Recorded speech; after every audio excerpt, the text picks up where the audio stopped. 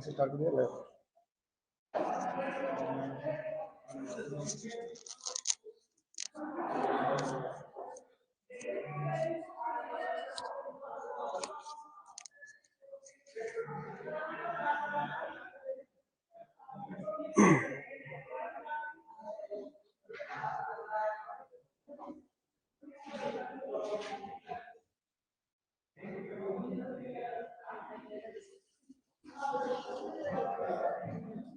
Good afternoon.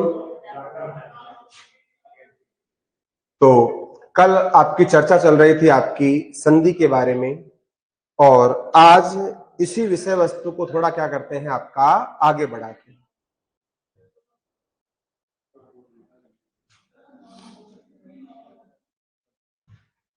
तो कल हमने पढ़ा था आपका संधि शब्द है, इसके बारे में क्या क्या बातें पढ़ी थी आपकी, उसको एक बार 2 मिनट के लिए रिवाइज कर लेते हैं।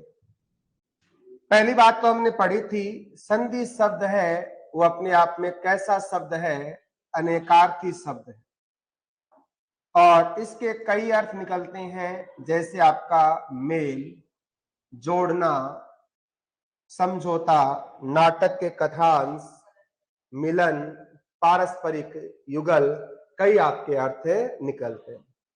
दूसरी बात की थी, संधि का विलोम शब्द क्या होता है। तो संधि का विलोम क्या होता है, आपका विग्रह, और समास का क्या होता है, आपका व्यास। संधि शब्द बनता किससे है, आपका सम प्लस धी से, और समास किससे बनता है, आपका सम प्लस आस से बनता है। संधि किन शब्दों की होती है, आपकी तत्सम शब्दों की, जबकि समास किसके होते हैं, आपके तत्सम, तद्भव, देशज, विदेशी, संकर आदि सभी शब्दों के क्या बना सकते हो आप, समास बना सकते हो। संधि कैसी प्रक्रिया है, अपने आप में ध्वनि स्तर की प्रक्रिया है या आपकी वर्ण स्तर की प्रक्रिया है, जबकि समास क्या है, आपकी शब्द स्तर की प्रक्रिया मानी जाती है। संधि के अंदर क्या होता है, आपका ध्वनियों का मेल होता है, और समास में किसका होता है, आपका शब्दों का मेल होता है। तो कुछ हमने और लास्ट में कहा था कि संधि है उसकी परिभाषा क्या होती है, दो ध्वनियों के परस्पर मिलने से जो परिवर्तन आए उसी परिवर्तन को क्या कहा जाता है, आपका संधि। और परिवर्तन है वो आपके कई प्रकार से हो सकते हैं। तो हम बात करेंगे आज की कि संधि है किसका नाम है, आपका परिवर्तन का नाम ही क्या है, संधि। संधि का मतलब क्या होता है, आपका परिवर्तन होता है। और परिवर्तन होगा कहां, पहले शब्द की अंतिम ध्वनि और दूसरे शब्द की प्रथम ध्वनि जहां मिले, और मिलने से क्या पैदा हो जाए, आपका परिवर्तन। जैसे आपका शब्द है वीर प्लस अंगना, वीर प्लस अंगना। अब वीर के अंदर प्रथम शब्द है, इसकी अंतिम ध्वनि कौन सी है, आपकी ए, और अंगना के अंदर पहली ध्वनि कौन सी है, आपकी ए, और दीर्घ संधि में ए प्लस ए इक्वल टू क्या बनता है, आपका आ। तो वीर प्लस अंगना से क्या बन जाएगा, आपका वीरांगना बन जाएगा। इसी कारण दो ध्वनियों के मेल से संधि को क्या कहा जाता है, संस्कृत में आपका संहिता कहा जाता है। सूत्र मिलता है आपका परः है सन्निकर्ष है संहिता, और भी कई नाम है इसके, व्याकरण की आत्मा, आपका रीढ़ की हड्डी, मूलाधार या आधार स्तंभ। वीरांगना क्या होती है, जो वीर महिलाएं होती है उसे क्या कहा जाता है, आपका वीरांगना कहा जाता है। जो एक शब्द तो होता है आपका अंगना, अंगना शब्द है इसका शाब्दिक अर्थ क्या होता है, आपका स्त्री, लुगाई, है ना। अंगना यानी क्या होता है, आपका स्त्री। और एक शब्द होता है आपका आंगन। अंगना और आंगन में क्या अंतर है, ये आपके युग्म शब्द है। तो हम संधि के साथ साथ आपके युग्म शब्द है, विलोमार्थी है, पर्यायवाची है, सब शुद्धिकरण है, सभी को साथ साथ पढ़ते जाएंगे। तो आंगन का मतलब क्या होता है, जैसे घर के अंदर होते हैं आंगन, तो आंगन का मतलब क्या होता है? चौक, फरस। जिस फरस को आप क्या कहते हो? आपका आंगन कहते हो। वीरांगना होती है, जो वीरों की स्त्रियां होती है उसे क्या कहते हैं? आपका वीरांगना। वैसे वीरांगना है, वैसे ही आपका एक शब्द होता है वारांगना। वीरांगना और वारांगना में क्या अंतर है? वारांगना किससे बनता है? इसके अंदर भी संधि आपकी कौन सी है? दीर्घ संधि। वार प्लस अंगना, वार प्लस अंगना। तो यहां भी अंगना यानी क्या हो गया? स्त्री। और वार आप जानते ही हो, वार का मतलब क्या होता है? दिवस। वार का मतलब क्या होता है? आपका दिवस। जैसे आपके होते हैं ना रविवार, सोमवार, मंगलवार, तो ऐसी स्त्रियां जो जैसे सोमवार को राहुल के साथ है, मंगलवार को आपकी दिनेश के साथ घूम रही है, बुधवार को आपकी पंकज के साथ घूम रही है, ऐसी महिलाओं को क्या कहा जाता है? आपका वारांगना कहते हैं। क्योंकि अलग अलग वार को जो अलग अलग व्यक्ति के साथ रहे, वो महिलाएं क्या होती है? आपकी वारांगना। सामान्य व्यक्ति के अंदर कह सकते हो जो गणिका होती है, देह व्यापार करने वाली होती है, जिसका पुरुष स्थायी नहीं हो, उसे क्या कहा जाता है? आपका वारांगना कहा जाता है। तो आपका वीरांगना और वारांगना भी क्या है? आपका युगम शब्द है। संधि का मतलब होता है आपका परिवर्तन होना। कई बार क्या होता है? परिवर्तन आपका अंत में भी हो सकता है। जैसे आप पढ़ते हो राम प्लस अयन, यहां परिवर्तन किस में हो रहा है? ए प्लस ए, क्या बनेगा? आपका आ। राम प्लस अयन रामा, और इस रे की वजह से ये न क्या बनता है? आपका अणे, और क्या बन जाएगा? आपका रामायण बन जाएगा। तो इसके अंदर आपकी दीर्घ संधि भी है, तो ए प्लस ए क्या बन रहा है? आपका आ, और इस रे की वजह से न जहां बनता है वहां संधि कौन सी होती है? आपकी व्यंजन संधि होती है। तो कई बार किसी शब्द के अंदर आपकी एक से अधिक भी संधियां हो सकती है। जैसे यहाँ आय आता है, और आय किस में आता है? आपका अयादि संधि में। और आय किसका बनता है? आपका ऐ का। तो आप क्या बना सकते हो? इसको रामई प्लस अन बनाते हो। रामई में से ऐ निकालोगे तो क्या बच गया? आपका मैं। निकाला आपने क्या? ऐ, और अधिशेष क्या बचा? आपका अन। और अयादि संधि के अंदर इस ऐ का क्या बनता है? आपका आय बनता है। और आय का ये कितना होता है? आधा। तो रा का रा, मैं के अंदर आ जोड़ोगे तो क्या बन जाएगा? माँ। ये में ए जोड़ा, ये अधिशेष बचा आपका न, जो क्या बन जाएगा? आपका अणे। रामायण के अंदर एक संधि कौन सी है? आपकी अयादि संधि भी है।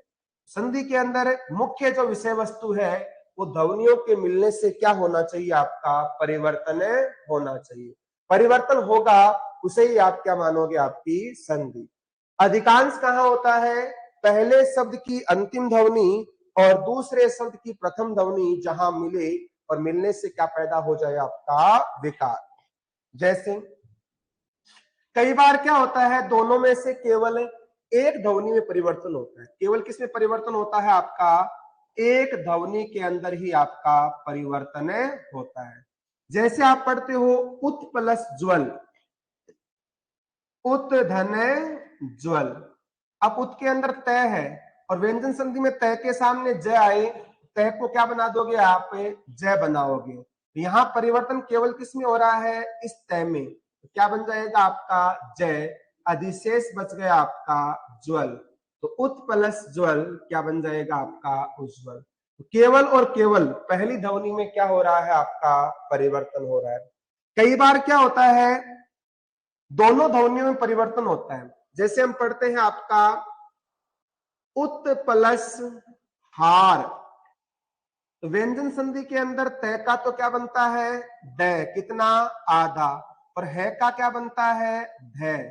और धा है तो क्या बन गया? धा।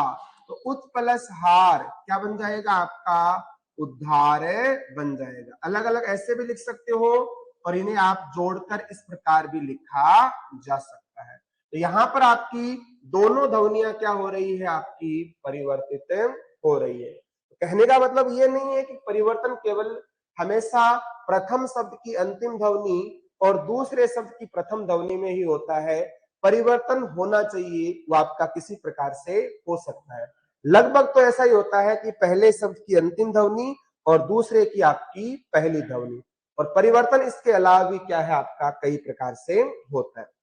अगर मान लो दो ध्वनियां मिल जाए और किसी प्रकार का परिवर्तन नहीं हो, उसे आप क्या कहोगे? एग्जाम में कई बार ऐसा भी आता है, चार ऑप्शन आ जाते हैं और पूछ लेते हैं निम्न में से किस में संधि नहीं है। जैसे मान लो ऐसा प्रश्न आ जाए एग्जाम के अंदर, निम्न में से किस शब्द के अंदर आपकी क्या नहीं है? संधि नहीं है। और ऑप्शन आपके सामने क्या आ गए? चार आ गए। नंबर 1 आ गया आपके सामने कुशासन, दूसरा शब्द आ गया आपके सामने प्रतिज्ञा, क्या है आपका? प्रतिज्ञा। तीसरा आपके सामने शब्द आ गया जैसे मान लो मनोहर, और चौथा शब्द आ गया आपके सामने जगदीश। प्रश्न आ जाए निम्न में से किस शब्द के अंदर आपकी संधि नहीं है? तो कई बार क्या होता है, इस प्रकार के प्रश्न आपके एग्जाम में पूछे जाते हैं। तो क्या होगा इसका उत्तर? अब यहां आपको संधि के सभी नियम पता होने चाहिए। अब जब हम एक एक करके संधि पढ़ेंगे तो आपके सारे नियम क्या हो जाएंगे? आपके क्लियर हो जाएंगे। जैसे आपका किन किन शब्दों के अंदर संधि होती है आपकी, जैसे आपका जगदीश शब्द है वो किससे बनेगा? आपका जगत प्लस ईश। जगत में तय कितना आएगा आपका? आधा आएगा। कितना आएगा आपका? आधा आएगा। देखो जगत का मतलब क्या होता है, एक जगत में तो तय कितना आता है? आधा आता है। इस जगत का मतलब क्या होता है आपका? संसार। जगत यानी क्या होता है आपका? संसार होता है। और एक जगत के अंदर तय कितना आता है आपका? पूरा आता है। और इस जगत का मतलब क्या होता है? जो आपका कुआं होता है ना, कुएं के ऊपर एक चबूतरा बना हुआ होता है, मुंडेर जिसको बोलते हो। तो कुएं का जो मुंडेर होता है उसके अंदर तय कितना आता है आपका? पूरा आता है। तो ये आपका युग्म शब्द है जगत और आपका जगत। जिसके अंदर तय आधा आता है उसका शाब्दिक अर्थ होता है संसार, और जिसके अंदर तय पूरा आता है उसका शाब्दिक अर्थ होता है आपका कुएं पे बना हुआ चबूतरा। याद कैसे रखोगे? संसार क्या होता है? अधूरा होता है, और चबूतरा क्या होता है? आपका पूरा होता है। जिसके अंदर तय आधा आए वो आपका संसार है, और तय पूरा है तो आपका क्या है? कुएं का चबूतरा। तो हिंदी के अंदर अगर आप हलंत कर देते हो ना तो भी क्या हो जाता है? आपका अर्थ का अनर्थ हो जाता है। कैसे? जैसे एक शब्द है आपका परभृत, इस परभृत में तय कितना है आपका? आधा। और एक लिख दिया आपका परभृत, इसके अंदर तय कितना है आपका? पूरा। क्या डिफरेंस है दोनों के अंदर? परभृत में तय आधा भी आता है और तय कितना आता है आपका? कंप्लीट भी आता है। क्या अर्थ होगा? एक का होता है कोयल और एक का होता है कौवा। किसका कोयल होगा और किसका कौवा होगा? बताओ। जिसके अंदर तय आधा है उसका मतलब तो होता है आपका कौवा, और जिसके अंदर तय पूरा है इसका शाब्दिक अर्थ होता है आपका कोयल। तो आपने केवल क्या किया? तय आधा है पूरा है, तो हिंदी के अंदर कहां आपको आधा लिखना है कहां पूरा लिखना है इसकी जानकारी होनी चाहिए, वरना क्या हो जाता है? आपका अर्थ का अनर्थ हो जाता है। जैसे मान लो आपका शब्द है हल, हल में लय कितना है आपका? आधा। और एक हल में लय कितना है आपका? पूरा। क्या इसके अंदर अर्थ में परिवर्तन है या नहीं है? ऊपर वाले हल का मतलब क्या होगा आपका? इस हल का मतलब होता है व्यंजन। एक तो होते हैं आपके स्वर और एक होते हैं आपके व्यंजन। व्यंजनों को संस्कृत में क्या कहा जाता है? आपका हल कहा जाता है। क्या कहते हैं? आपका हल। जिसके अंदर लय कितना आता है? आधा आता है। और हल में अगर लय पूरा आ जाए इसका मतलब क्या होता है? हल अपने आप में अनेकार्थी शब्द है। जैसे किसान है, किसान का एक उपकरण भी होता है क्या? हल। और अगर आपके सामने कोई समस्या आ गई तो आपने उस समस्या का क्या किया? समाधान किया। तो उस समाधान को भी आप क्या कहते हो, हल कहते हो। तो वहां हल क्या हो जाएगा, आपका पूरा आ जाएगा। और अगर इसी हल में आपने क्या लगा दिया, धर, तो क्या बन जाएगा आपका हलधर। अब हलधर का मतलब क्या होता है, हल यानी हल को, धर का मतलब होता है धारण करना। जो हल को धारण करता है उसे क्या कहते हैं, हलधर। बताओ कौन सा देवता है उसका हथियार हल है। जैसे भगवान शिव है, वो क्या रखते हैं, त्रिशूल रखते हैं। भगवान विष्णु क्या रखते हैं, सुदर्शन चक्र रखते हैं। अब बताओ हल किसका हथियार है। दो प्रकार के होते हैं ना, एक तो अस्त्र और एक होते हैं आपके शस्त्र, जिनका उपयोग आप फेंक कर करते हो। जिनका उपयोग फेंक कर किया जाए वो तो क्या कहलाते हैं, आपके अस्त्र कहलाते हैं। जिनका उपयोग क्या किया जाए, आपका फेंक कर किया जाए, उन्हें कहते हैं आपका अस्त्र। और जिनको आप हाथ में रखकर चलाते हो वो क्या कहलाते हैं, आपके शस्त्र कहलाते हैं। कैसे याद करोगे, स परिवार में क्या आता है, स है। तो जो हाथ में रखते हैं वो क्या कहलाते हैं, आपके शस्त्र। और जो फेंक कर चलाते हैं उन्हें क्या कहा जाता है, अस्त्र कहा जाता है। तो आपसे प्रश्न है, बंदूक क्या है, शस्त्र है या अस्त्र है। एग्जाम में आ गया, बंदूक एक शस्त्र है, बंदूक एक अस्त्र है। कौन सा वाक्य शुद्ध है, कौन सा अशुद्ध है। बंदूक को किससे मारोगे आप, अस्त्र में या शस्त्र में। ये बंदूक कहाँ रखते हो आप, हाथ में रखते हो। और हाथ में जो रखते हैं वो क्या होता है, शस्त्र होता है। तो ध्यान रखना, बंदूक को क्या नहीं मानना है, शस्त्र नहीं मानना। क्यों, बंदूक भले ही आपके हाथ में रहती हो, इंसान किससे मरता है, गोली से मरता है। और गोली हाथ में रखकर मारते हो या फेंक कर मारते हो। गोली क्या होती है आपकी, फेंकी जाती है ना। गोली हमेशा क्या होती है आपकी, फेंक कर ही मारी जाती है।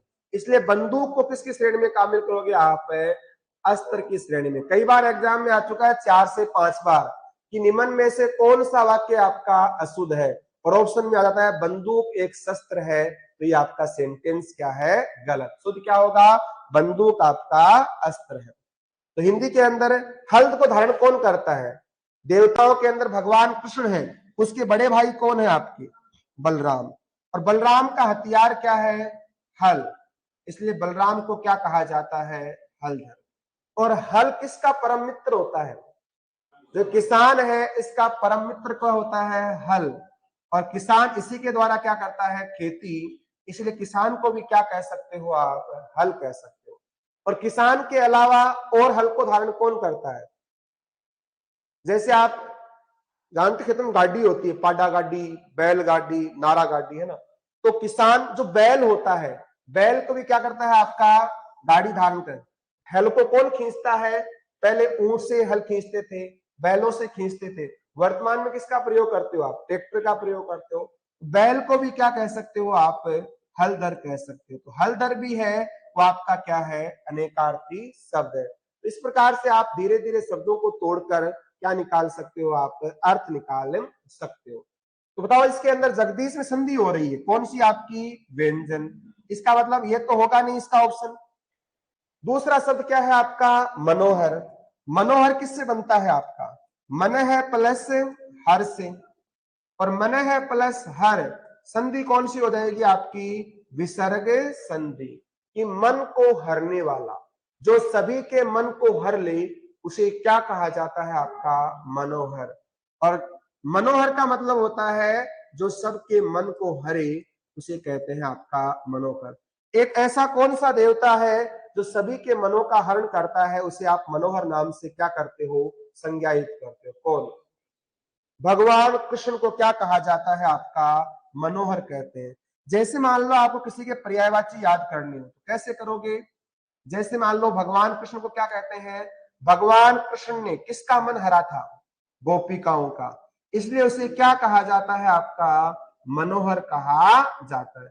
अब आपको पूरा बायोडाटा पता होना चाहिए। भगवान कृष्ण के माता पिता कौन थे। अब बताओ भगवान कृष्ण को जन्म किसने दिया। भगवान कृष्ण की माता का नाम क्या था आपका, देवकी। और पिता का नाम क्या था आपका, नंद बाबा। नहीं, देवकी और वसुदेव। वास्तविक माता पिता कौन थे आपके, देवकी और वसुदेव। इसीलिए भगवान कृष्ण को देवकी का पुत्र होने के कारण आप क्या कहते हो? देवकी नंदन। देवकी नंदन किसका पर्यायवाची हो जाएगा? आपका भगवान कृष्ण का। पिता का नाम क्या था? वसुदेव, और वसुदेव का क्या था? पुत्र था, इसीलिए उसे क्या कहते हैं? आपका वासुदेव भी कहा जाता है। किसको? भगवान कृष्ण को क्या कहते हो आप? वासुदेव। अब ये कहां थे? आपके कारावास में थे, और मामा कौन था आपका? कंस था। कौन था मामा इसका? कंस। और भगवान कृष्ण ने अपने मामा का क्या कर दिया? वध कर दिया। और अरि का मतलब क्या होता है? दुश्मन। इसीलिए भगवान कृष्ण को क्या कहा जाता है? कंसारी भी कहते हैं ना। क्या कहते हैं आपका? कंसारी। कंस प्लस अरि। यहां भी आपकी क्या है? संधि है। कौन सी? दीर्घ संधि। तो संधि के द्वारा आप क्या निकाल सकते हो? पर्यायवाची भी कर सकते। क्यों? किससे बनेगा आपका? कंस प्लस अरि। संधि कौन सी हो जाएगी आपकी? ए प्लस ए क्या बनेगा आपका? आ। इसके अंदर संधि कौन सी है आपकी? दीर्घ। और जहां भी कोई शब्द किसी का पर्यायवाची होता है वहां समास कौन सा होता है आपका? बहुव्रीहि समास। और बाद में पालन पोषण किसने किया? देवकी ने, नहीं यशोदा ने। किसने किया आपका? यशोदा ने। और यशोदा के पति का नाम क्या था? नंद बाबा। क्या कहते थे आपका? नंद बाबा। इसी कारण कृष्ण को क्या कहा जाता है? यशोदा का नंद लाला, यशोदा नंदन। यशोदा नंदन भी कहते हैं, और नंदलाल भी कहते हैं, क्योंकि पिता का नाम क्या था आपका? नंद बाबा, इसलिए क्या हो गया आपका? नंदलाल। बचपन में क्या थे आपके? बड़े नटखट थे, गोपिकाओं का क्या करते थे? स्वामी थे, और मन चुराते थे, इसलिए मनोहर भी कहते हैं। और गोपियों के स्वामी होने के कारण उसे क्या कहा जाता है आपका? गोपीनाथ भी कहा जाता है। अब गोपिकाएं प्रसन्न किससे होती थी? जब वो क्या बजाते थे? आपकी मुरली बजाते थे, है ना, मुरली। और इस कारण भगवान कृष्ण को क्या कहा जाता है आपका? मुरलीधर भी कहा जाता है। क्या कहते हैं आपका? मुरलीधर। और मुरली का एक नाम और भी आता है, क्या? बंसी। इस कारण से क्या कहा जाता है आपका? बंसीधर भी कहते हैं।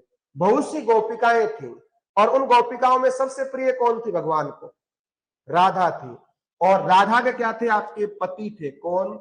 कृष्ण। इसलिए भगवान कृष्ण को क्या कहा जाता है आपका? राधा वल्लभ भी कहा जाता। भले ही शादी नहीं हो इससे, राधा से, फिर भी भगवान की क्या थी? आपकी प्रिय थी। कौन? आपकी राधा। तो राधा वल्लभ भी कहते हैं किसको? आपका कृष्ण को। और गोपिकाओं के मन के साथ साथ क्या चुराते थे? माखन भी चुराते थे, इसलिए भगवान कृष्ण को क्या कहा जाता है आपका? माखन चोर भी कहा जाता है। और एक बार भगवान कृष्ण ने क्या किया? गोवर्धन को उठा लिया था। किस पर? अंगुल। क्योंकि भगवान वहां गोकुल के लोग थे, किसकी पूजा करते थे? इंद्रदेव की। तो मना कर दिया किसने? कृष्ण ने, कि आज से किसकी पूजा करो? मेरी। इंद्र देवता क्या हो गए? नाराज, दिन रात बरसे। तो गोकुल वासियों की रक्षा के लिए भगवान ने क्या किया? पर्वत को उठा लिया, इसीलिए उसका नाम क्या पड़ गया आपका? गिरिधर पड़ गया। क्या कहते हैं आपका? गिरिधर कहा जाता। और भगवान ने अपने जीवन में मुर नामक असुर का भी क्या किया था? वध किया था, इसलिए उसे क्या कहते हैं आपका? मुरारी भी कहा जाता है। मुर प्लस अरि। जैसे आप प्रार्थना करते हो ना, कई बार जैसे भजन भाव करते हो, तो आपने एक श्लोक सुना होगा कि हे कृष्ण गोविंद हरे मुरारी, हे नाथ नारायण वासुदेवा। तो यहां आपको क्या मिलेंगे? कई पर्याय वचन मिलेंगे कि हे कृष्ण, गोविंद, मुरारी, वासुदेव, किसके पर्यायवाची हैं आपके? तो इसका करने से आपको पर्यायवाची भी होंगे। आपका इस श्लोक के अंदर भी आपको क्या मिलेगा? नौकरी की प्राप्ति हो जाएगी। और जब भगवान के पास जाओगे तो उस लोक की भी क्या हो जाएगी? आपको प्राप्ति। तो इसलिए भगवान का नाम क्या लेना चाहिए? आपको रटते रहना चाहिए, और बार बार दिन के अंदर गाते रहना चाहिए। कैसे? कि हे कृष्ण गोविंद हरे मुरारी, हे नाथ नारायण वासुदेवा, है ना। जैसे भगवान कृष्ण की जन्माष्टमी मनाते हो, कौन सा गाना मनाते हो? नंद के आनंद भयो, जय कन्हैया लाल की, हाथी घोड़ा पाल की, और जय कन्हैया। तो नंद के आनंद भयो, तो नंद कौन थे? उसके पिता के नाम थे। इसलिए आप इसके द्वारा क्या निकाल सकते हो, पर्यायवाची ने। एक बार बदमाशी कर रहे थे तो माता ने इसको बांध दिया था रस्सी से, इसलिए इसका नाम क्या पड़ गया आपका, दामोदर भी पड़ गया। क्या पड़ गया आपका, दामोदर पड़ गया। तो इस प्रकार से आप धीरे धीरे शब्दों को जोड़कर, शब्दों को तोड़कर संधि के द्वारा क्या निकाल सकते हो, आपका पर्यायवाची निकाल सकते हो। तो कहने का मतलब प्रश्न क्या था आपका, मनोहर शब्द है, संधि कौन सी आपकी, विसर्ग। प्रश्न पूछा गया था किसमें संधि नहीं है, तो आपके न तो मनोहर में भी है, जगदीश में भी है। अगला शब्द क्या है आपका, प्रतिज्ञा। देखो प्रतिज्ञा में कोई संधि नहीं है, केवल आपका क्या है, संयोग है। किससे बनेगा, प्रति तो क्या है आपका उपसर्ग, और इसमें क्या जोड़ दिया आपका, ज्ञा। क्या बना दिया आपका, प्रति प्लस ज्ञा। क्या कोई परिवर्तन हुआ क्या, प्रति का प्रति, ज्ञा का ज्ञा, कोई परिवर्तन नहीं हुआ। तो निम्न में से संधि किसमें नहीं है, आपकी प्रतिज्ञा के अंदर नहीं है। इसको आप साउंड क्या करते हो, इसका गलत उच्चारण करते हो, क्या बोलते हो इसको, आप प्रतिज्ञा कहते हो। इसका साउंड क्या नहीं होता आपका, ज्ञा नहीं होता। कैसे, जिसको आप गे से क्या कहते हो, ज्ञानी कहते हो ना। इसका जो साउंड है ये किससे बनता है, जब हम शब्दकोश की बात करते हैं तो ये बनता है आपका जय प्लस ये से बनता है। किससे बनता है आपका, जय प्लस ये से बनता है। और हिंदी अपने आप में कैसी भाषा है आपकी, वैज्ञानिक भाषा है, और इसके अंदर जैसा लिखा जाता है वैसा ही हमें क्या करना पड़ता है, बोलना पड़ता है। और जैसा बोलते हैं वैसा ही आपको क्या होना है, लिखना। देखो हिंदी और अंग्रेजी में फर्क है, अंग्रेजी में जैसा बोलते हो वैसा लिखते नहीं हो, जबकि हिंदी में जैसा बोलते हैं वैसा ही लिखा जाता है। अब अंग्रेजी में क्या होता है, आप बोलते हो PSYCHOLOGY, क्या बोलते हो इसको, साइकोलॉजी बोलते हो। पी क्या रहता है आपका, साइलेंट रहता है। जैसे आप बोलते हो HONOUR, क्या बोलते हो इसको, ओनर। एच क्या रहता है आपका, साइलेंट। और WATER, साउंड क्या है इसका, हम वाटर बोलते हैं वो गलत है, इसके अंदर आपका आर क्या रहता है, साइलेंट रहता है। यदि विदेशी में बाहर से आती है ना कोई, क्या बोलती है, please give me A water, water, तो इसके अंदर आर क्या रहता है आपका, साइलेंट रहता है। तो ना न तो हम हिंदी शुद्ध बोल पाते हैं न आपकी अंग्रेजी। तो जय प्लस ये, बताओ जय और ये का साउंड क्या होता है, जय, क्या होता है, जय। और अगर आपका ये, इसको आप क्या बोलते हो, ज्ञानी। अब इसके अंदर स्वर कौन सा है, आ, तो जय, ये में स्वर कौन सा हो गया, आ और नी। जिसको आप ज्ञानी कहते हो उसका साउंड क्या होता है आपका, जानी। क्या होता है, जानी।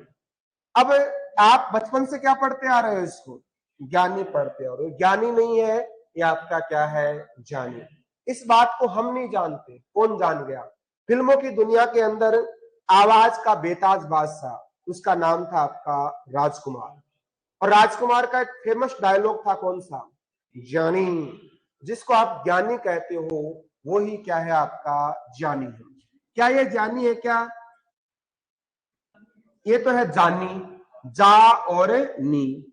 और ये क्या है आपका, जोनी।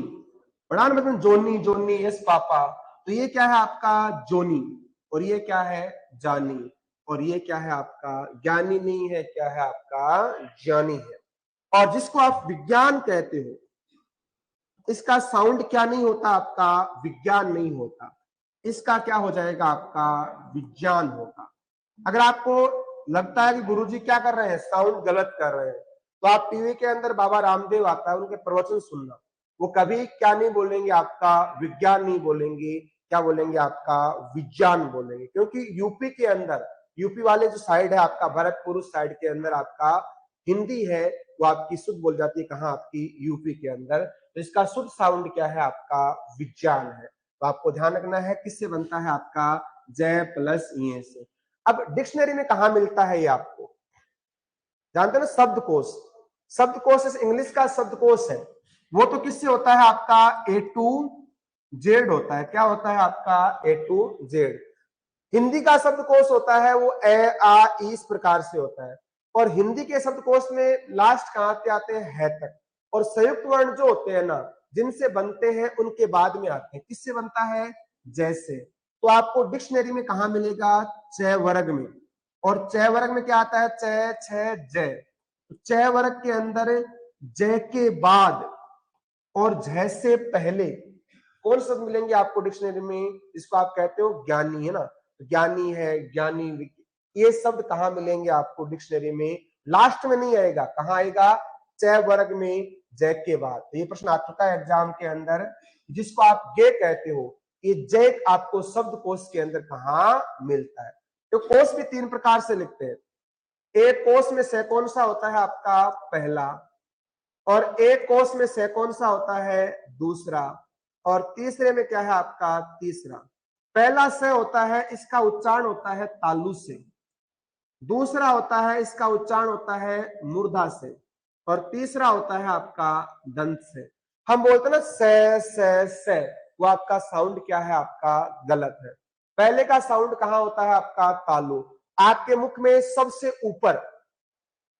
ऊपर वाला भाग क्या होता है? अंदर की तरफ कोमल, वो है तालु। पहले का साउंड होता है श, श। दूसरा कहां से होता है? मूर्धा। मूर्धा कहां होती है? आपके मसूड़ों से ऊपर, उसे क्या बोलते हैं? श। और तीसरा दांतों से स, श, श, स। तीनों का साउंड क्या होता है आपका? अलग होता है। तो हम क्या बोल देते हैं इनको? स करके क्या कर देते हैं? इनकी प्राण काट देते हैं। कहने का मतलब इनका साउंड हिंदी के अंदर, हिंदी अपने आप में कैसी भाषा है? आपकी वैज्ञानिक भाषा है, वैज्ञानिक। तो ध्यान रखना, अंग्रेजी इतनी वैज्ञानिक नहीं है। और कुछ चर्चा और करते हैं। तो यहां आपका इसके अंदर क्या नहीं है? आपकी कोई संधि नहीं है। बच गया कौन सा? आपका कुशासन। इसमें संधि है या नहीं है? इसका बना है आपका कुश प्लस आसन। कुश एक घास होती है और उससे आप क्या बनाते हो? आसन बनाते हो। तो कुश घास का जो आसन होता है उसे क्या कहा जाता है? आपका कुशासन। अगर आप इसका बनाते हो ना कुश प्लस आसन, तब तो क्या हो गई? संधि। और ऐसा बना दिया डायरेक्टली कु प्लस शासन, तो यहां क्या नहीं होगी? संधि। तो एक बार एग्जाम में आ गया था, वहां कुशासन में भी क्या नहीं मानी गई थी? आपकी संधि नहीं मानी गई। क्योंकि जब आप 1857 की क्रांति पढ़ते हो तो वहां आता ना कि डलहौजी ने अवध पर कुशासन का आरोप लगाकर उसे हड़प लिया। तो ऐसी कंडीशन में कुशासन का मतलब होता है बुरा शासन।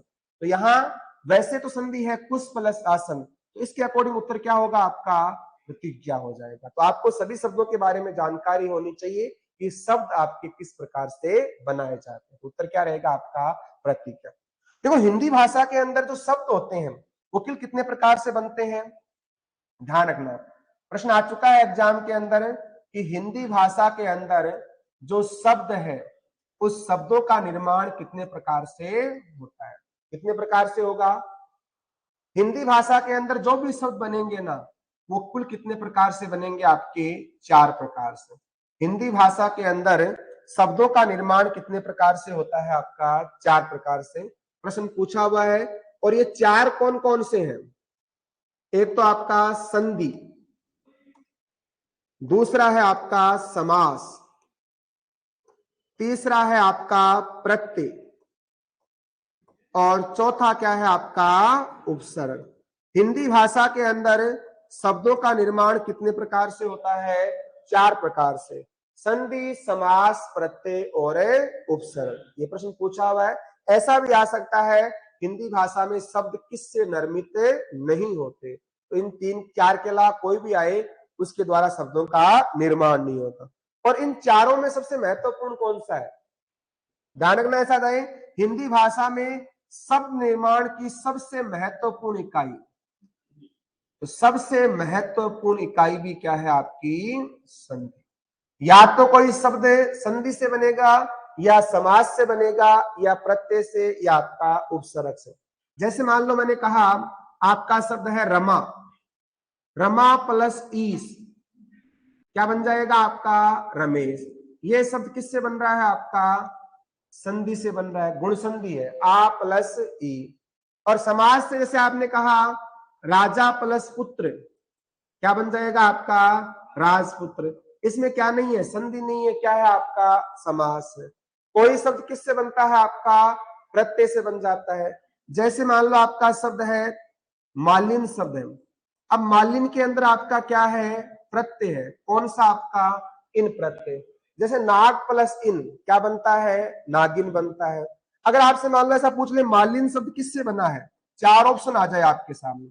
अब आपको पता लग गया कि प्रत्यय कौन सा है इसके अंदर, आपका इन प्रत्यय है। जैसे नाग प्लस इन क्या बनता है, नागिन बनता है।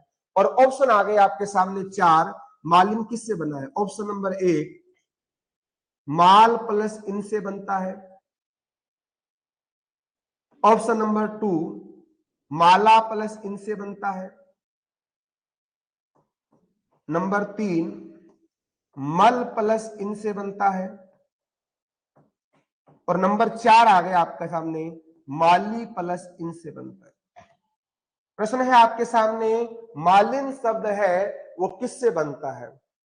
तो माल से बनेगा, माला से बनेगा, मल से बनेगा या माली से बनेगा। अब बताओ सबके अंदर है आपका प्रत्यय समान है या नहीं है, सब में समान है, तो आगे वाली स्थिति देखनी नहीं है। अब मालिन होती कौन है, माली की पत्नी होती है। जो माली होता है उसकी पत्नी कौन होती है, मालिन। जैसे आपका शेर है, शेर की पत्नी क्या होती है, शेरनी। पंडित की क्या होती है, पंडिताइन होती है। तो अलग अलग प्रत्यय लगाकर आप क्या बना सकते हो, शब्दों को बना सकते हो। और तो यहां इसका उत्तर क्या बनेगा, मालिन बनेगा। तो माली की पत्नी होती है वो क्या कहलाती है, आपकी मालिन कहलाती है। देखो कुछ शब्द होते हैं ना, उनके लिए आप क्या लगा सकते हो, नर और मादा लगा सकते हो। क्या लगा सकते हो, नर और मादा। जैसे मान लो आपका शब्द है तितली। अब तितली का पुरुष कौन होता है, तितला तो होता नहीं है। अब तितली का पुरुष बनाने के लिए जोड़ा तो बनाई है भगवान ने, अकेली थोड़ी रखा है लाड़ को बेचारी को, है ना। भगवान सबके लिए क्या बनाते हैं, जुगाड़ करते हैं ना, किसी को ऐसा नहीं रखते हैं। और जिसका जुगाड़ नहीं होना वहां क्या लगा देना आप, नर या मादा। क्या लगा दोगे, नर या मादा। और देखो तितली क्या है, स्त्रीलिंग, तो किसकी जरूरत है, पुरुष की, तो क्या लगा दो, नर तितली। अगर मान लो कोई पुरुष है उसका नहीं बन रहा है तो क्या लगा दो, मादा। जैसे मान लो गेंडा है, अब गेंडा का क्या नहीं होता, गेंडी होता नहीं है ना। अब इसका पुरुष है, महिला बनानी है तो क्या बना दो इसको, मादा गेंडी बना दो, मादा गेंडा। और तितली उड़ती है, वाक्य आ गया एग्जाम में, तितली उड़ती है। ये वाक्य क्या है, तितली स्त्रीलिंग है तो क्या क्रिया क्या आएगी आपकी, उड़ती है। अब मान लो ऐसा लिख दिया नर तितली, अब क्या करोगे, नर तितली उड़ती है या उड़ता है। जैसे मान लो मोनिका हंसती है तो मोहन हंसता है, पुल्लिंग के अकॉर्डिंग पुल्लिंग। यहां नर तितली के अकॉर्डिंग क्या आना चाहिए, उड़ता है आना चाहिए। अगर आप ऐसा कर दोगे तो गलत हो जाएगा, क्रिया किसके अकॉर्डिंग आएगी, नर तितली भी क्या उड़ती है आपकी, उड़ती है। ध्यान रखना, नर तितली भी क्या होती है आपकी, उड़ती है। क्रिया कभी नर और मादा के अकॉर्डिंग नहीं आएगी, क्रिया हमेशा किसके अकॉर्डिंग आएगी, आपकी मूल शब्द के अकॉर्डिंग क्रिया का क्या होता है, आपका निर्धारण। और बचपन में आपने खूब सारी तितलियां उड़ाई है, भूल कैसे गए आप। छोटी क्लास में ना, पहली क्लास दूसरी क्लास में, तो आपकी कविता आती थी, तितली उड़ी, बस में चढ़ी, सीट ना मिली, है ना, ड्राइवर ने कहा आजा मेरे पास, और तितली बोली हट बदमाश, है ना। तो तितली भी समझदार थी, किसके पास नहीं बैठती, ड्राइवर के पास नहीं बैठती। और आजकल की तितलियां किसके पास बैठती है, ड्राइवर के पास ही बैठती है। तो तितली उड़ी, तो यहां भी क्या है, यहां आप माल मत कर देना, है ना। माली से क्या बनता है आपका, मालिन बनता है। ध्यान रखना, यहां पहला शब्द क्या है, माल। ऐसा मत करना कि कोई मान लो आपकी माली कौन होते हैं, आपके सैनी होते हैं, है ना। राजस्थान में जो सब्जी बांटते हैं उन्हें क्या कहते हैं, आपका माली। अब मान लो किसी माली की लुगाई बहुत सुंदर है ना, दिखने में क्या है, हसीन है, और बहुत सुंदर को हम क्या बोलते हैं, माल जा रहा है ना। अब आपने कहा कि वो माल है, इसलिए क्या हो गया, माल से मालिन नहीं बनता है। मालिन क्यों बनता है, किसकी लुगाई है वो, आपकी मालिन की। अब वो न तो क्या होती है, माड़ा होती है, माड़ा भी नहीं होती है। और मल का मतलब क्या होता है, गंध की। ध्यान रखना, मल का मतलब क्या होता है आपका, गंध की। मल यानी क्या होता है, गंध की। और एक शब्द होता है आपका मल, मल, इसमें लय कितना आता है, आधा।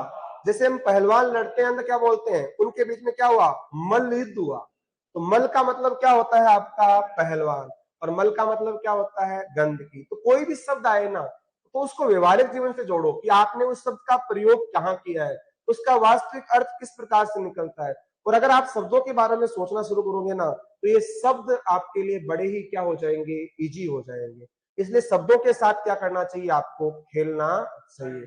और जितना अगर आपके, जिसमें आप कहीं जा रहे हो बस के अंदर, आपको कोई शब्द दिख गया परिष्कार, फिर परिष्कार के बारे में सोचो, परिष्कार में कौन सी संधि है, कौन सा उपसर्ग है, कौन सा प्रत्यय है।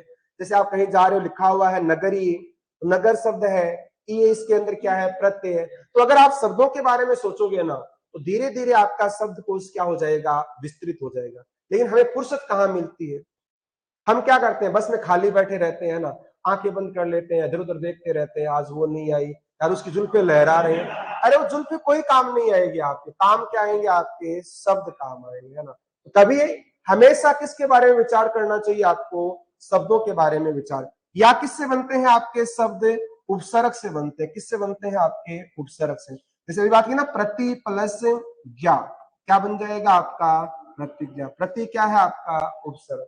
तो हिंदी भाषा के अंदर शब्दों का निर्माण कितने प्रकार से होता है, 4 प्रकार से, या तो संधि से, या समास से, या प्रत्यय से, या आपका उपसर्ग से। आजकल एग्जाम में ऐसे प्रश्न बहुत सारे आते हैं।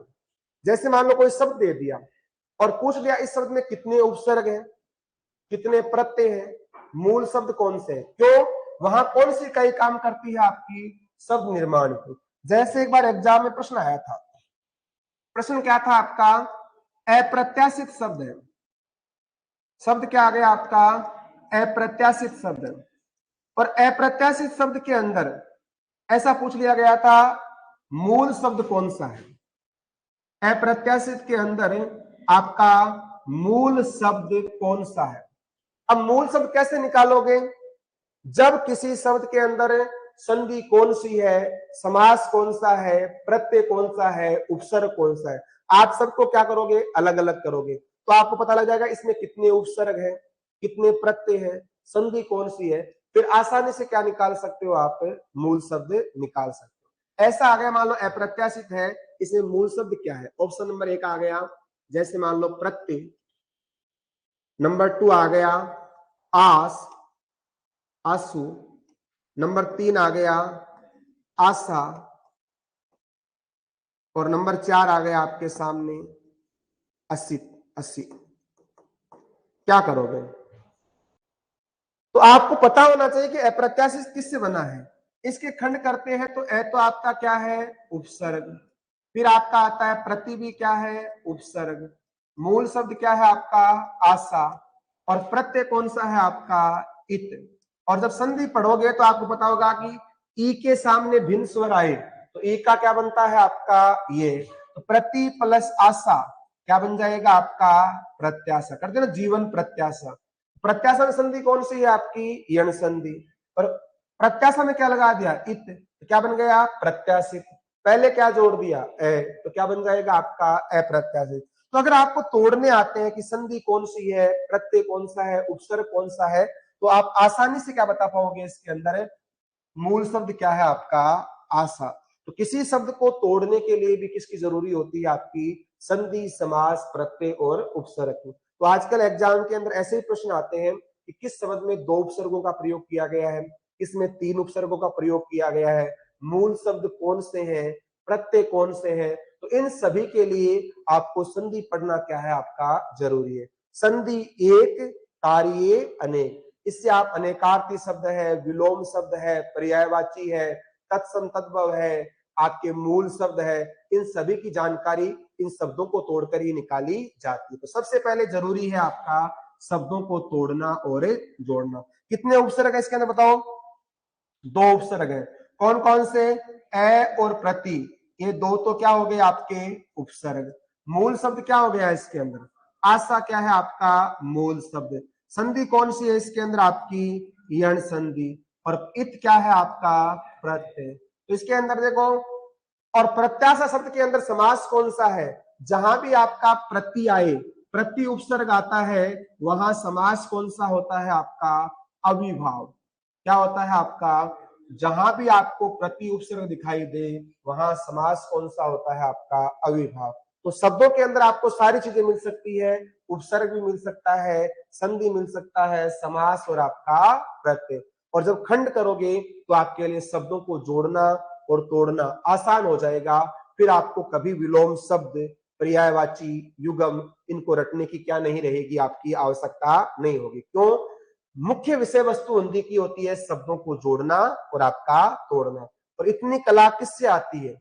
4 विधाएं हैं। कौन कौन सी? संधि, समास, प्रत्यय और उपसर्ग। ये चारों अगर क्लियर हो जाएगी तो 50% व्याकरण है वो आपकी इन्हीं के साथ क्या हो जाती है? क्लियर हो जाती है। 50% प्रश्न है वो किससे आते हैं? आपके संधि, समास, प्रत्यय और उपसर्ग से। चाहे वो आपका कोई एग्जाम क्यों नहीं हो, एसआई का हो, आपका फर्स्ट ग्रेड का हो, सेकंड ग्रेड का हो, एलडीसी का हो, जीडी का हो, हर एग्जाम के अंदर 50% प्रश्न होते हैं वो इन्हीं 4 टॉपिक से पूछे जाते हैं। तो यहां मूल शब्द क्या रह गया आपका? और अप्रत्याशित का मतलब क्या होता है? वन वर्ड भी बन गया। आपने क्या निकाल ली? संधि निकाल ली। और अप्रत्याशित का मतलब होता है जिसकी पहले कभी आशा न की गई हो। तो एग्जाम के अंदर क्या आता है? वन वर्ड, वाक्यांश के लिए एक शब्द। तो इसका अर्थ होता है जिसकी पहले कभी आशा न की गई हो, जिसकी पहले कभी आशा न की गई हो, उसे क्या कहते हैं? आपका अप्रत्याशित। तो एक साथ कितनी सारी हमने? उपसर्ग है, संधि है, समास है, आपके इनके बारे में पढ़ा। अगर संधि नहीं होती है, कई बार विकृति नहीं आती है, उसे क्या कहा जाता है? ध्यान रखना, 2 ध्वनियां मिले और किसी प्रकार का क्या नहीं हो? आपका परिवर्तन नहीं हो। 2 ध्वनियां मिले और किसी प्रकार का क्या नहीं हो? आपका परिवर्तन नहीं हो। और परिवर्तन होता है तो क्या है? आपकी संधि। और परिवर्तन नहीं होता है उसे क्या कहा जाता है? आपका संयोग कहते हैं। और संस्कृत में इसी संयोग को क्या कहा जाता है? आपका प्रकृति भाव कहा जाता है। क्या कहते हैं? आपका प्रकृति भाव कहते हैं। जहां संधि नहीं हो वहां क्या होता है? आपका संयोग। संयोग क्या होता है? अचानक कोई का, जैसे मान लो आप कहीं अचानक जा रहे हो और अचानक कोई आपका पुराना मित्र आपको मिलते हैं, क्या कहते हो? यार आप संयोग से मुझे मिले। अकस्मात कोई कार्य होता है उसे क्या कहते हैं? आपका संयोग। वैसे मैंने यहां कहा, आपको वहां पढ़ाया था जैसे प्रति प्लस ज्या, क्या इसके अंदर किसी प्रकार का परिवर्तन हुआ? क्या नहीं हुआ। प्रति का क्या आ गया? प्रति। और ज्या का क्या आ गया? आपका ज्या। कोई परिवर्तन नहीं हुआ। तो ये क्या है? आपका एज ए संयोग। जैसे मैंने कहा शब्द है आपका अनु, अनु प्लस मरण, क्या कोई परिवर्तन हो रहा है? क्या अनु का क्या आ जाएगा? अनु। और मरण का क्या आ जाएगा? आपका मरण। तो क्या हो जाएगा? आपका अनुमरण। कोई परिवर्तन नहीं हो रहा। जैसे आपका शब्द है सह प्लस चर, सहचर, तो यहां भी आपका क्या नहीं हो रहा है? किसी प्रकार का परिवर्तन नहीं हो रहा। और परिवर्तन न होना अपने आप में क्या होता है? एज ए संयोग होता है। जैसे एक प्रथा थी पहले, कौन सी? आपकी अनुमरण प्रथा। एक होती है सहमरण, सती प्रथा थी ना, जब डेड बॉडी के साथ जलना क्या कहलाता है? आपका सती प्रथा। और सहमरण, और अगर मान लो डेड बॉडी नहीं मिले तो क्या होता है? उसकी निशानी लेकर बाद में जलना क्या कहलाता है? आपका अनुमरण। तो यहाँ कोई संधि नहीं है, उसे क्या कहते हैं? आपका संयोग। और देखो, वैसे एक रस होता है आपका, कौन सा रस होता है? श्रृंगार रस। इस श्रृंगार के रस कितने होते हैं? आपके 9 होते हैं। और एग्जाम में जैसे आपके कुछ वे के अंदर, जीडी के अंदर आपके जैसे रस है, अलंकार है, आपके रीति है, काव्य गुण है, इनके ऊपर से प्रश्न पूछे जाते हैं सीधे सीधे। तो श्रृंगार जो रस होता है इसका स्थायी भाव क्या होता है? श्रृंगार आपका क्या है? रस है। और इस रस का क्या होता है? आपका स्थायी भाव क्या होता है? प्रश्न आया हुआ एग्जाम में, ध्यान रखना। श्रृंगार रस है, इसका स्थायी भाव क्या होता है? आपका रति। श्रृंगार का स्थायी भाव क्या होता है? आपका रति। और इसी श्रृंगार के कितने पक्ष होते हैं? आपके 2 पक्ष होते हैं। कौन कौन से? एक तो होता है आपका संयोग श्रृंगार। और ये पूछा गया एग्जाम में श्रृंगार कैसे लिखते हैं, आपको ऐसे ही लिखना है। अगर आपने ऐसे लिख दिया ना श्रृंगार, तो ये श्रृंगार क्या है? आपका ऐसे लगा दिया, तो इसमें केवल क्या आएगा? आपका री आएगा, रे नहीं आएगा। एक तो होता है संयोग और एक क्या होता है आपका वियोग। तो संयोग का अपोजिट क्या बन जाएगा आपका वियोग बन जाएगा। अब बताओ एक कवि की दृष्टि में कौन सा अच्छा मानते हैं, संयोग या वियोग? और श्रृंगार को क्या कहा जाता है, रसों का राजा भी कहा जाता है। क्या कहते हैं आपका रस राज भी कहा जाता है। क्या कहते हैं आपका रस राज कहते हैं। तो एक कवि की दृष्टि में कौन सा भेद अच्छा है, संयोग या वियोग? ध्यान रखना, कवि की दृष्टि से कौन सा अच्छा है आपका, एक वियोग श्रृंगार है वो अच्छा माना जाता है। संयोग के अंदर नायक और नायिका क्या रहते हैं, पास रहते हैं। और पास रहने से प्रेम बढ़ता है या लड़ाई होती है? ज्यादा पास रहने से, दो बर्तन पास रहते हैं, जैसे मान लो सास बहू पास रहती है, झगड़े होते हैं, है ना। आपकी देवर भाभी पास रहते हैं तो क्या होते हैं, झगड़े होते हैं। और दूर रहने से क्या होता है, वियोग के अंदर क्या रहते हैं, नायक और नायिका क्या रहते हैं, दूर रहते हैं। और दूर रहते हैं तो भी तो बात करती है फोन पर, क्या कहती है, मेरे लिए क्या ले रहे हो, कब आओगे, है ना, मीठी मीठी बातें करती है। तो क्या होता है आपका स्नेह बढ़ता है। और जितना भी आप काव्य देख रहे हो ना, वो किसकी देन है, वियोग की देन है। और अगर वियोग नहीं होता है ना, तो इतने सुंदर सुंदर काव्य की कभी क्या नहीं हो सकती, आपकी रचना नहीं हो सकती। जैसे आपने गाने देखते हो ना फिल्मों के अंदर, वो अधिकांश गाने किस पर आधारित होते हैं, आपकी वियोग की। जैसे दिल तोड़ के हंसती हो मेरा, वफाएं क्या याद करोगी। किसी का दिल नहीं टूटा होता, वियोग नहीं होता, तो गाना बन जाता क्या, तू नहीं तो तेरी याद सही, यादों के सहारे जी लेंगे। ये गाना भी बनाया किसके कारण है, आपका वियोग के। ये पहले वाली नायिकाएं होती थी जो ऐसा गाती थी। अगर वर्तमान की नायिका होती तो क्या गाती, तू नहीं तो कोई और सही। मतलब इसका मतलब क्या होता है, आपका चेंज हो जाता है आपका। तो अगर ये जितने भी गाने हैं ना, इस दिल के टुकड़े हजार हुए, किसकी देन है, आपकी वियोग की देन है। तो कहने का मतलब श्रृंगार के कितने पक्ष होते हैं, आपके दो पक्ष होते हैं। अगर हम बात करते हैं हिंदी के अंदर संधि के भेद, तो भेद कितने होते हैं आपके, मात्र 2-3 मिनट, है ना। संधि के भेद कितने होते हैं आपके, 3 होते हैं। कौन कौन से, एक तो होती है आपकी स्वर संधि, और दूसरी होती है आपकी व्यंजन संधि, और तीसरी होती है आपकी विसर्ग संधि। संधि कितने प्रकार की होती है आपकी, 3 प्रकार की, स्वर व्यंजन और आपकी विसर्ग। स्वर संधि के अंदर क्या होता है आपका, ध्यान रखना, प्रथम शब्द की अंतिम ध्वनि क्या होनी चाहिए, आपकी स्वर, और दूसरे शब्द की प्रथम ध्वनि क्या होनी चाहिए, आपकी स्वर। तो स्वर प्लस स्वर का मेल है तो क्या कहलाती है, आपकी स्वर संधि। एक ही कंडीशन है। जबकि व्यंजन संधि में कितनी कंडीशन है, आपकी 3 कंडीशन है। कौन कौन सी, स्वर के सामने क्या आ सकता है, व्यंजन आ सकता है, या फिर आपका व्यंजन के सामने क्या आ सकता है, स्वर आ सकता है, या फिर आपका व्यंजन के सामने क्या आ सकता है, व्यंजन आ सकता है। ये तीनों परिस्थितियां किसमें आती है, आपकी व्यंजन संधि के अंदर आती है। और विसर्ग संधि के अंदर क्या होता है आपका, पहले क्या होना चाहिए, आपका विसर्ग होना चाहिए। और विसर्ग के सामने क्या आ सकता है, आपका स्वर भी आ सकता है, और विसर्ग के सामने क्या आ सकता है, आपका व्यंजन भी आ सकता है। तो आपका ये परिभाषाएं हैं किसकी, आपकी स्वर संधि, व्यंजन संधि और आपकी विसर्ग। तो स्वर में क्या होता है, स्वर प्लस स्वर।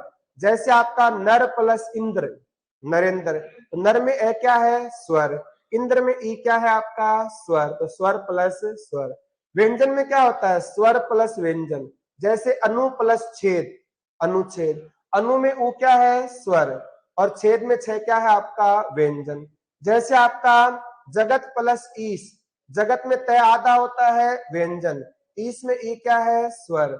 और जैसे आपका उत प्लस ज्वल, दोनों तरफ क्या आते हैं, आपके व्यंजन।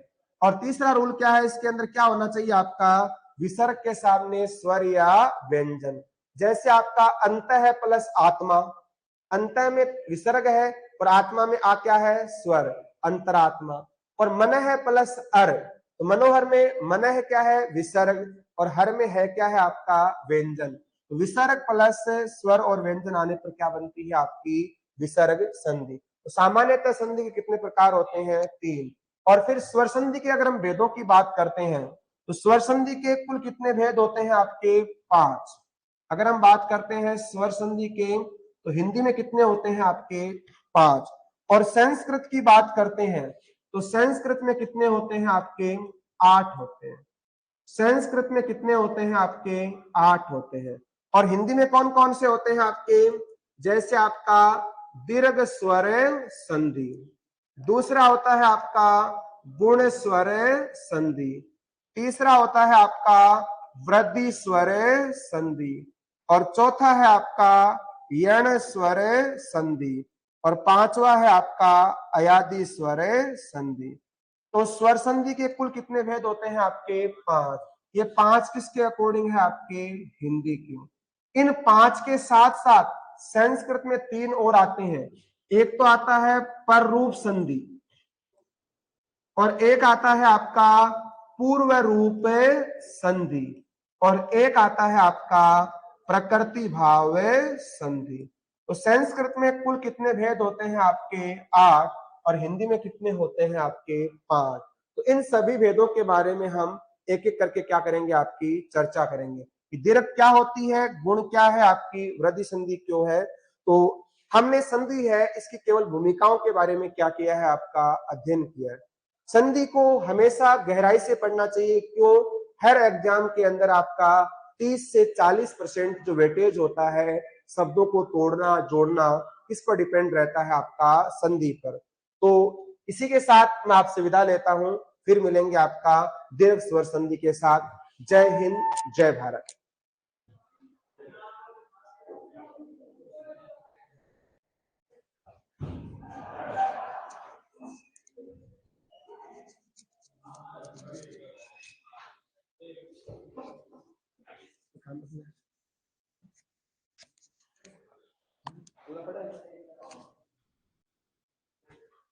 और